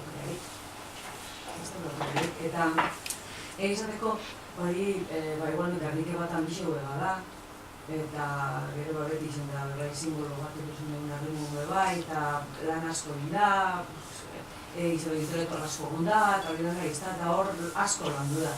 Eta, bueno, garrako baten direntzen duten bipala bebai, gaztien partetik bebai, oza, darri gurtasun bagun. Egun esan dugun, gazte-txu behintzen dugun, hor beste generazio pilo bat nik uste horra, dala niretzako konturutu egin bari, zer paso duan be, zer. Baina, gero errixetak junde, guruko korre txiki baten eta hori, piloa gauza dauz transmitu biltzak esenak eta hori, eta momentu hori guzti gau. Zer gaitxi? Motibo batzko. Gernikako ere, ibaiek esaten du, beraiek esan zuten hori ez, ikusten ziren urtero egiten ziren Gernikako partean oroimena lantzerako orduan, ikusten zen, generazio batetik berakoak edo gazteagoak zirenak ez zirela horbiltzen, ikusten zutenako, bonbardaketa, baina sarrak eramaten duten zerbait dela ez, eta adineko jende batek ematen zuela garrantzia eta gazteak ez. Eta logak mugimendua hortik sortu zen. Gurek ikusten zelako, gazteak jakin behar zutela ez, eta beste lanketa desberdin batzuk egin ez ez, pizka bat gehiago baitanek behar esaten du, esposaketak, kontzertuak, marrazketa desberdinak, era desberdinetan eta plataforma desberdinetan landuz, egin nahi zutela hori, hurbildu gehiago gazteen gana eta medio desberdinak sortu gazteen gana hurbiltzeko. Gu adibidez, egia da, ikusitzunezkoa izan arren, bai inguru horretako ikusitzunezkoa izan arren, beste liburu bat atera algen nuen, elkarrizketa hauek bat nahi du eta liburu honen komplemento bat izatea ez. Ikusten genuen ere, ikusitzunezkoak gaur egun daukan indarra laguntzen duela zabalpen gehiago izateko eta gazteago diren jende mobilen ordenagailu horrean denbora gehiago daudenak konsumitzeko errazagoak direla eta bereintzako interesgarriagoak ikusterakoan edo hurbiltzerakoan, gai hauetara begira, ez dakit. Eta gero, kasusistika errazien bakoitzan dago. Horra adibidez behar ikusten da, astra arakuntzi momentu hori oso garrantzituzin bai, guri bai. Horrelako momentu klabe batzuk esugerteten ginen, hautetan gauza, baina bestelan oso gaitz eta gero izateko urte asko pasatzen da, generazio pilo bat, galdu, guztiz, zartzen da hor, pilo bat. Guze, apurtxu bete bai, enfoke hori guri gotzegun bai, herramienta batzuteko enfoke hori, zelan bai, respetuz, baina provokazio bat baitere bihurtuteko, apurtxu bete tenaldi horiek baitere, danok daukogula ardura bate jabetu biseteko, eta bakotak bere bisipenetik daukora arduri. Arduria batek, igual bizi izandakoa urrengoko belaunaldietaz bizitzei begira, eta batzuk badauz, horretarako igual presposio gia dukinak eta ez batzuk igual bitxia, bueno, ez, badau, eta beste batzuek baiteri igual ez, bizi ez da bien egin, baina bere herriko errealidade eta memoria, bizipenen jakintza hori eukitea eukileken ardurarekiko ze paper bete barko luken gaur egun. Eta pruet, guk zubilan hori, saiatu izan gara, puntxu beto hori egiten, ez ikustu baitere zego, zelan horri begira baitere lan bat egiten zabizela, ez? Eta guk erraminta horregaz baitere gure gendunana, gainera, probokeo, ez? Oso sanguratxua da bebai, sortaiakun, baina berroi urtik berako jente bat da inandi batean elkastatu dugu zenak, beste batzuk ziren bezala, baina ez dugu ez dara forzeo, jende hori biharrean dau. Guk ez dugu inbentzeu, jende horren biharrean dau, eta induzteguna da, hots bat emon. Orduen, egie eta baitere, hor bat, eta anak ez dira gernikarrak, bat ez, Larraitzukoa, Maria Durangokoa da, badauz beste errealidade batzuk, horra gartzen dana, perspektiba egitea putxu esaldutia, alemandar batzuek Euskal Herrian bizi direnak zelan bizi deugie Alemaniako memoria eraikintza eta Euskal Herrikoen arteko konparaketa, Albar katalana da, eta Euskal Herrian bizi da, euskaraz ikasten da ganera. Apurtxuet, horrek baitere ematen dozku beste perspektiba batzuk, gure buruetaz gogoeta hori edo, osnorketa hori egiteko. Eta egia da, nik uste dut, badauzela hau dio egin behar piloa, eta seguramente honen bitartez guk gure dutzeguna gure buruari baitere etxeko lan hori monez. Egin behar asko dugu sondino egiteko eta gainera entunkizun hori edo, ardura hori edo gurean. Hor badauz testigantza asko igual jaso barik eta gu gara zuzenean ezetuko dugu zen azkeneko generazioa. Eta ardura horren arabera jokatu beharko genuke. Eta hori edo nire belanetik berako egizateko mezu bat da. Eta zelan bai, beste mezu bat baite badauena da, eta hor bizi izan duzuen horrek garrantzia duko danontzat, eta guretzat ere bai. Eta hori baitere izan behar da, gure ardura pertsonala, kolektiboa, behitu gure dugu moduan. Eta guk horri egin gure dutzegu. De hecho, zabalpen honetan egiten dugu zen orkestuen hauetan tolan, bagabiz saiatuten behitzat, gazte espazio batzuetan baitera aurkeztuten, gazte belaunaldi ezberdinak zagoten, adibidez, aurkeztu genuen helduko egunean, Gernikako institutorean ginen. Eta Gernikako institutoko 16-17 ikaslekaz egin genuen. Eta, zer provoketan zan, edo zein zan, sortarazten dut ziren. Eta, hor, agartzen ziren bi elementu oso markauk, bat, hau ez dugu ikesten, institutoan genen, hau ez dugu ikesten, hau ez dozko inork irakasten, historia asko ikasten dugu, baina hau ez. Eta gure herriko historia da. Eta zauz, Gerniken berton. Eta boletatzen gara Berlinera, Gernik ulertuta Euskal Herriko edozin herri moduen, bale? Guk Gernika baliatzen dugu traktore edo engantxe moduen, baina edozin herri, etxe barri xaleke moduen edo beste bat, ez dugu ikesten. Eta gero gitarrenik apurtxuet bebai gure genuna zen horregaz ez, eta errespetuz bebai, baina hor, hainbet ikasle neska gazteak zirenak, neska gazteak ikuste hor referentzia baitere bada engantxe bat, ez? Ostras, zu biharrean zauz horretez, eta aldi berrian baitere belaunaldi berriek eta zure herriko jentia biharrean dauela. Eta normalizetu, ez? Bihar hori, ez? Ez da, ezoizkoa, ez? Hor dau, herrien, badau, jende asko biharrean dauela, eta bihar horren referentzie baitere izate garrantzitua zeutzako, zezeu baitere hortu beharko dozu inoz ardura hau. Eta hori baitere ez daiten zugan sama bat moduen bizi, porque igual Gerniken, azkenik urtan Gernika bizinaz, eta zelan gait, sama bat, motxila bat igerdan da horrez, hainbateren artean, ez? Gernika daukon simbolismo universala gaitik, Picasso kuadro gaitik dela, bombardeak eta okin zeben esangura gaitik, Euskal Herrian daukon, zan digun, ez? Iruditekien daukon esangura berezia gaitik, baina sama horri heldu, ez da, eroan behar da moduen zeuser pisutxu bilez, baizik eta da, erantzunkizunez jokatu beharreko zeuser moduen, ez? Eta oso gazte interesgarria sortu jakun, ez? Eta jartu da gide moduen, batez ere, ni interesatzen jaztelako, ostia, 16 urtako gazte gernikar batek zer pentsan deuz bere herriko memoriaz. Eta oso gauza esanguratsu bat dau. Ez Gernikak gaur egun fisikoki, Gernikak ez deu bere memoria kontetan. Ez deu bere memoria kontetan. Zuzoaz Gernikak, gero eta turista gehiago dauz Gerniken. Bilbon etorten direlako, egun pasiten dugu urdai baitik, Mundakara doaz, San Juan de Gaztelugatxe, Gernik ikusten hori, Arbola, oso polito dana. Baina ez dugu kontatzen bere herriko historiaren pasarte ugari. Ez dugu kontatzen. Gazteak, logak eta beste batzuek adibidez badauzen proiektu bat, Gernika 2027, justu Ungarren urtarrenaren perspektiba hartu, eta hirigintza ikuspegitik arkitekto gazte batzuekaz gaite dabiz, hiriek edo herriek esan deien bere memoriaren zati bat. Zuzuaz Berlinera eta Berlinen, Alemaniako Berlineko historiaren zati edakosuz lurrean, paretetan, muralatan, azalpen, panelak, edakosuz gauza pilo bat, eraten segituna bere herriko historiara. Gerniken ez dau, bi panel dauz. Gordorleku bat izan zena, errespetu guztiez, baina adintxuen etxeko komune da. Zeran da posible hori, horrek zenbat bihar da odino egiteko, eta horrek zer esaten dozkun guri, eta guk zelan hartu behar dugun orduen erantzukizun hori, ze gure historia da. Eta gure historiari dau, zera bait, arriskuen baldin eta ez badugu jasotzen, eta ez badugu, etorkizunera proiektetan, etorkizun bateko izan behar politikelako, holako biharrak edo zelako garrantzi berezia deukien. Eta nik uste dut kontzientzia hori, bitxi, igual, ez nahikoa, hobeto esan da, behar bestekoa ez, ados. Baina horri heldu beharreko bide bat edo jorratuteko asmoari dago, eta gu behintzatu gure hori akudura nahi. Eta guk gure burua lehenengoa jarriz, eta lehenengokoa izan dut, baina albokoari behitere kontagia araziz, ez?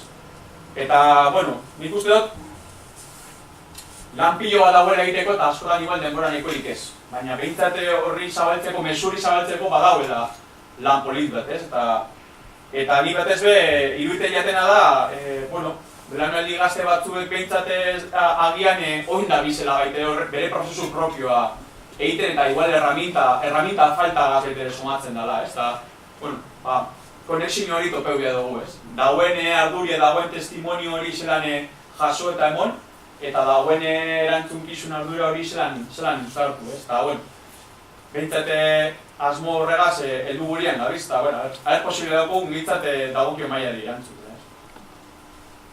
Baina, ados, eta Gerniken bebai gauza asko dauz, igual ikusten ez direzenak, horregatik dinot, horren atzen dau, Benanain arteko hori adibidez baitere ez dago hain errotu, eta ni adibidez horrek txokela, ni igualatzen dut, heldu nintzen, ez dut, nintzako hauzo ezer logiko esan bergoetik, baina igual ez da ginen beste, horre, oian akabello, bukaeran dinonak, bera baite dino, gauza bategatik edo beste gaitik, baina ez da nahikoa egin, eta bera baitere gure beraun handiko kidea da, eta kasetari da, herrikoa da, bere aititea bete bizizan zegoan, eta bera badaki baitere, bere aititeak bizindako gauza guztiek ez deuzela ez duten, eta hor dau, bihar pilo bat dau, eta... Gogo dekorantzako badau. Bai. Baina badago jarrera bat zikutzearena, ez? Ez gogoratzearena. Garri txikitxetan egiten dut, bintzet hori ondio nabaritzen dela. Eta gu gara bere sasoien bizi zen zeben ondorengoek zuzenien tratatu dugunok, baina ez dugu jaso, ez euren gandik, ez guk geure ikasketetan aproximazioarekin ez dugulako, eta ez dugu jakinen hori ustarketi hori. Eta hori galdute dago, eta gero gure ondorengoek, gure semeak, ez dakit interesai, gero eta bitxien nabaritzen da. Hori realidea bat da, eta adibide moduen liburuek argitaratu gendunean, handik eta hietatik gure edo, aurkeztu gendun Gasteizko Unibertsitatean historia fakultate batako klase baten, hau da, etorkizuneko historiaren, Euskal Herriko etorkizuneko historiaren klase baten, irakasle bategaz eta ikaslekaz, eta Carmelo eta Bioan ginen, eta baina Carmelo, basoan nesu horregaz, zelan da posible, iten zen gogo eta batzuk adibidezan, herri honetan gure historiaren ikerketa ugari egin izan direzenak gure herritik kanpo egin izan dire. Horra galtzen zirenak baitere ez, nazioartu nahiakoak ziren. Ez dire hemen egin. Eta gero, hemen agertu didako hainbat eta hainbat geuse, ez dugu jakintza hori landu. Unibertsitate honetan ez da hori landuten, ez? Eta ikasleak adibidez, plantetan zeurien, ez? Ostras, ni hemen ikusten ari nazena, ez dut inoz entzun, hau? Ez dut jakin bez. Badakit gazte asko, ordenaldi berri askok, ukinan zeurien, itxikeria esan digun, baina supuestamente horiek, ez? Historia ikasten dabiz, bokazio bat, gogo bat, zeuzen gaitik, historia ikasten dabiz. Eta harek be, jakin barik zeuzien, ez? Hainbat geuse, bere herriko historian, ez? Eta baita ere horrek zer pentsa mongo jozkun, ez? Nahi patu duguna, ez? Egia da hor badagoela bihar bat eta badagoela, baina aldi berdien baitere egon beharko litikez medio batzuk irakaskuntzan bitartez landu beharko eta motivazio hori eta landu beharko genduna eta gaur egun ari bez gurien ez da hori. Gure herriko historien gauze asko ez dire gure herriko ikastetxetan ikesten. Txikitatik ez universidadean, ez dire ikesten. Eta horren zelan bai motivazio horretan, independientemente hori, hori ados egon da. Ez dire gaur egun estrukturalki landuten den zauzio. Eta hori herri batentzako katastrofikoa da.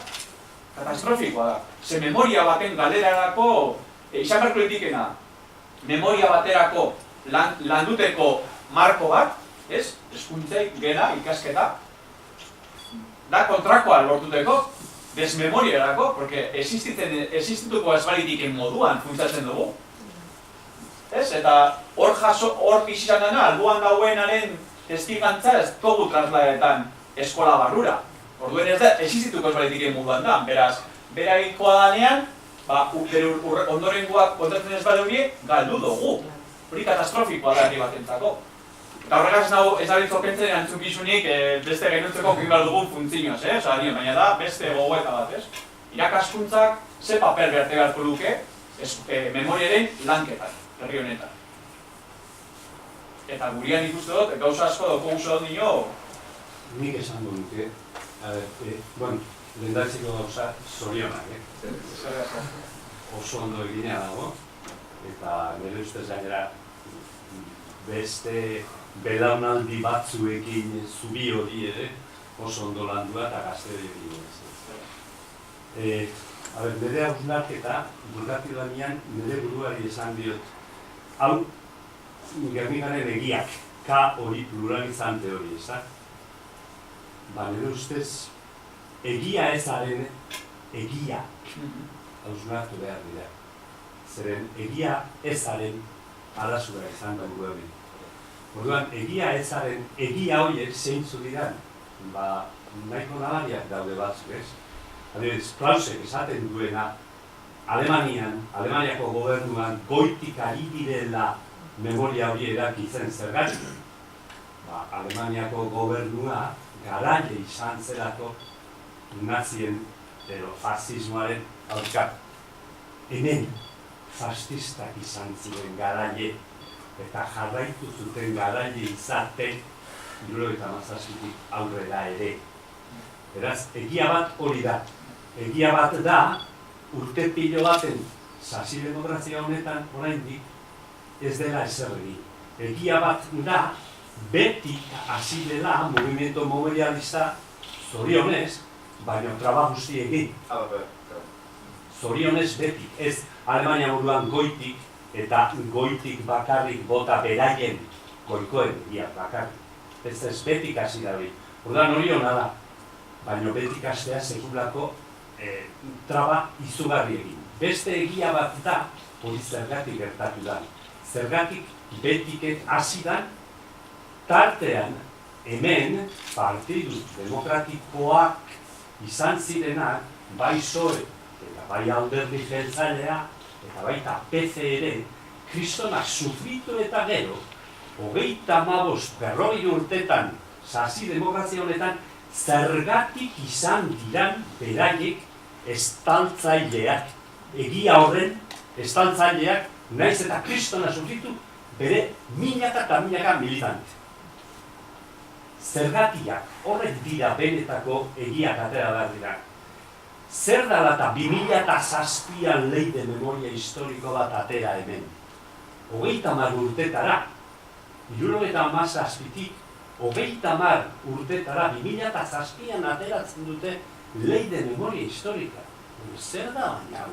Eta 30 urte horietan zer gertatu da?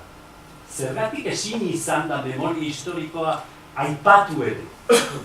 Horrek dira benetako egiak, hausnartu behar direnak, eta horregatik ona da gazteekin zubi hori egin eta erakitea ez. Gau, ezke bestela galderak hor datoz. Jode, ezke zer egin dugu? Amnestesiatu egin digute.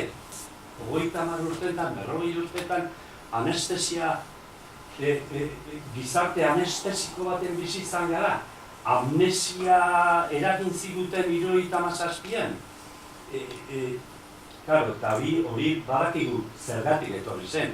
Trantsizio madarikatuak horrela eragin zutelako dena. Eta egia esan, jendea, bueno. No, esan dut, como hay que mirar para adelante. No, horrela egin behar da. Horrekin pentsatu hartzera, ziratzeko aia pasatu da. Eta tartean beldurrak, Tartean beldurrak pilo bat, familia askotan pilo bat, eraien egiak esateko. Baina beldurrak zugarria. Gaur egun ere oso zaila leku hartuta, komentatu dut. Ni zaiatu nahi zitzen, ni amonarekin edo, eta ez dute nahi, ezke... Eta zer gaur egun beldurra ja, baina da zerbait barneak eta hori ere guri ere transmititu digute. Osa, guk ere zeraitik ez dugu galdetzen, ez da guk beldurra daukabla, baina da... Bale, ez ukitzeko ez da, da transmisio bat egon da zintzen. Eta gero hori dinozune, gerorako personalizau barik eta ez dakiz zer kontutan eukitzi eta herri txikizietan lano gara ezaunak eta ez dakiz zer... Bai, Amerikan oso batenta ere, eguneko 80a susitu zuten eta eraiki zutena Gernike berri hori pasitak izan ziren. Orduan, orain Gernikarrak diren horiek, nondik dator, zintzuk izan ziren ez bertan egon ziren paseta horiek. Ez da, egia jakitea ez da gero erruen emateko batzu gehiago, baina horren beldurra ere dago, claro. Oso pesimista ez izateko ere, nire ustez behintzat aipatu beharra dago, azken urte hauetan eta betik etorri delako mugimendu memorialista hori, hainbat jende eta hainbat voluntario pilo bat izan delako, horrek bere eragina izan du gaur egun. Izugarria azkeneko 6-8 urte, 10 urterekin, izugarrizko eragina izan du, baita instituzioetan.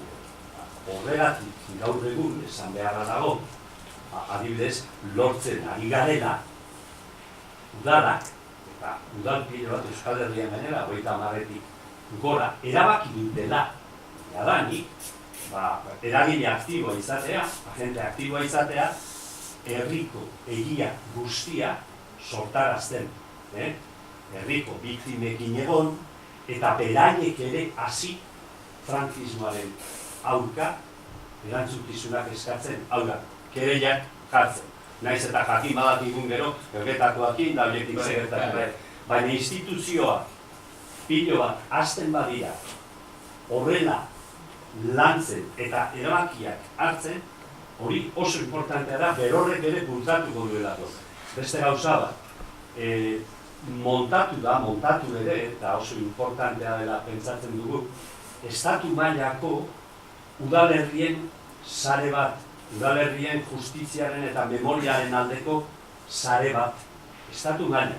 Sare horretan, jakina badaude Gasteizkoa, Iruñakoa, Gernikakoa, eta baino baita eta importantea Bartzelonakoa, Madridekoa, Cádizekoa, A Coruñakoa, udalerrien sare hori duela urte terdi oraindik montatutakoa eta montatzeak dagoena oraindik, horrek ere bere eragina seguruena izango du. Horrek adierazten du betik ere presioa badatorrela.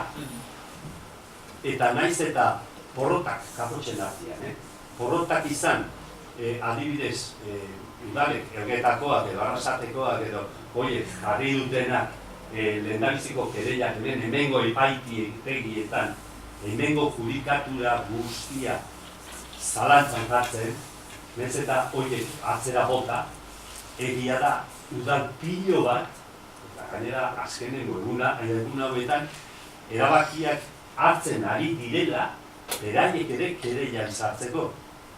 Honekin esatean nahi dut, badagoela azpitik datorren halako indarren bat edo gutxienez gogoren bat instituzio municipaletan, ez?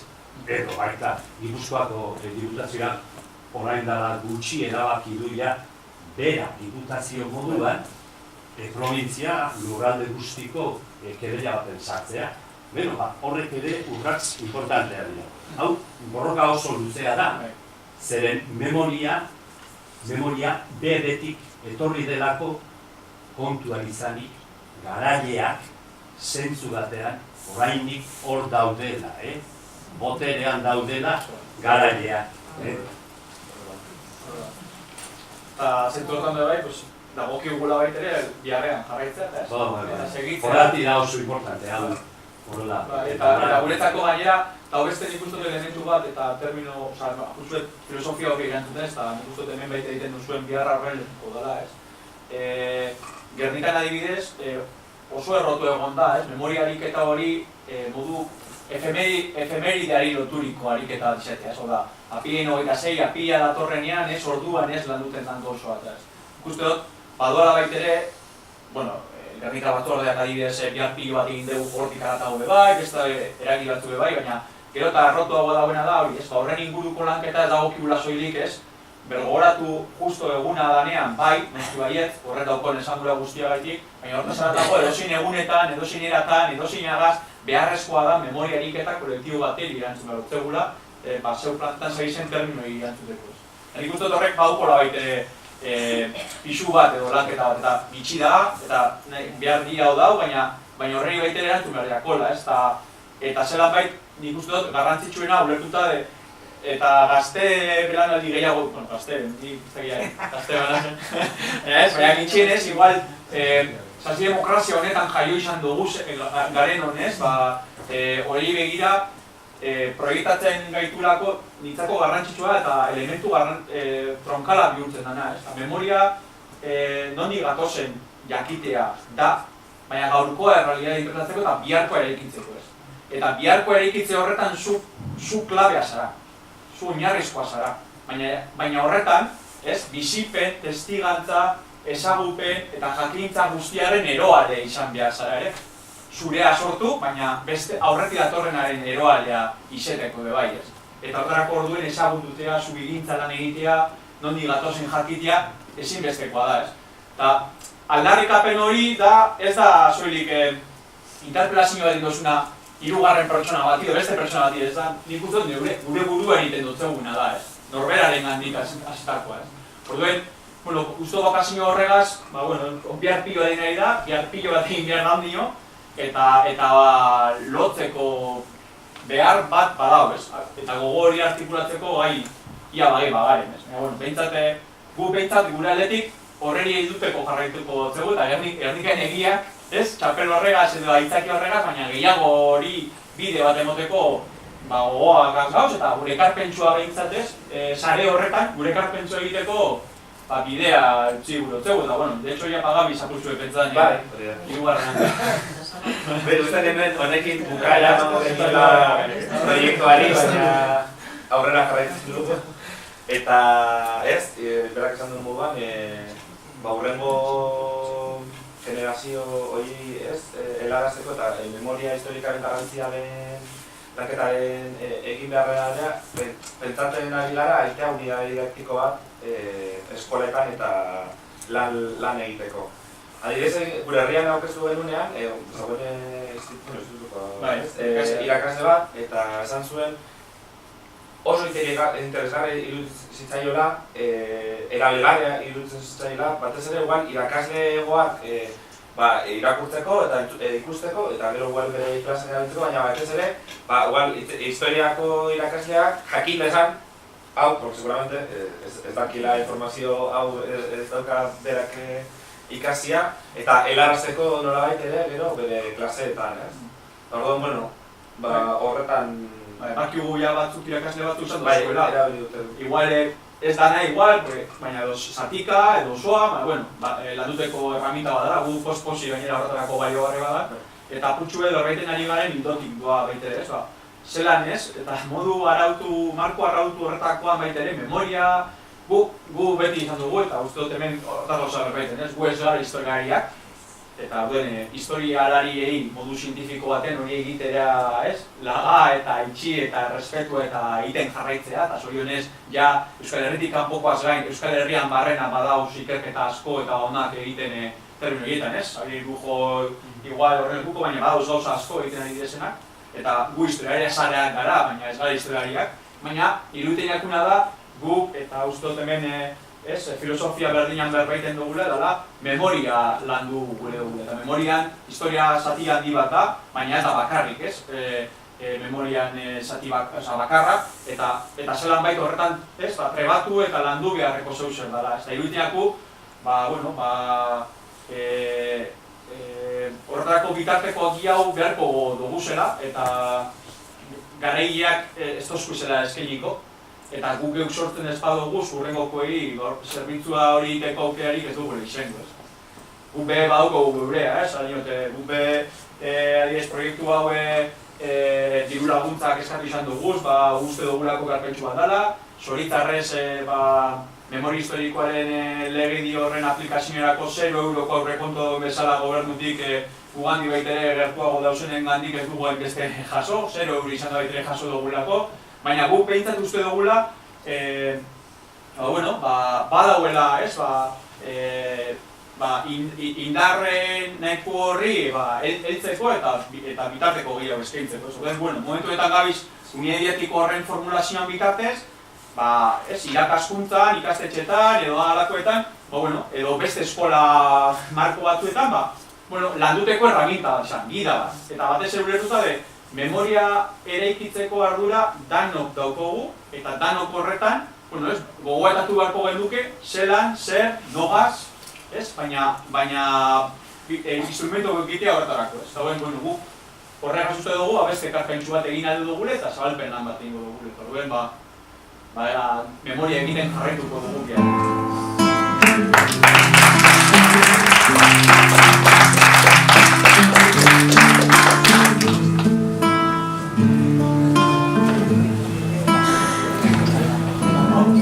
Thank you.